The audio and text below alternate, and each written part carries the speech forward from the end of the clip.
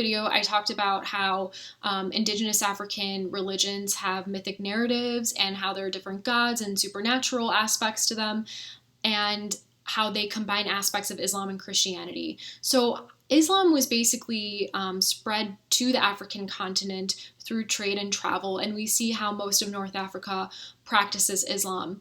With Christianity, it's somewhat of a different story, where Europeans, specifically mainly Western European countries, had colonized many African countries and Asian countries and South American countries.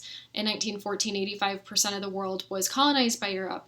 And so they spread Christianity as kind of a moralizing mission. So the idea was that Christianity was thought to civilize individuals in Africa. And if you read some of the narratives around then from the perspective of Western Europeans, the language that was used was very problematic, and they would refer to people within these African countries as being savages and barbaric and practicing kind of their irrational, like evil religion. Well, they wouldn't even say religion, but their evil practices. And so in order to make them rational, in order to make them fully human, they had to become Christian. So Christianity was viewed as a civilizing device during the time of Christianity, which is obviously really, important to think about and recognize when we understand the context of African religions and how Christianity and Islam have been combined with aspects of indigenous African religions throughout daily life.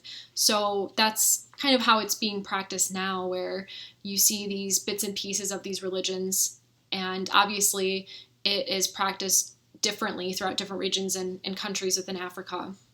So religious practices are basically a part of everyday life, which we see with other religions as well. There is kind of a theme of sacrificing of animals and objects as a way to connect to human beings, to communicate with the gods, and to kind of foster that relationship between human beings and gods.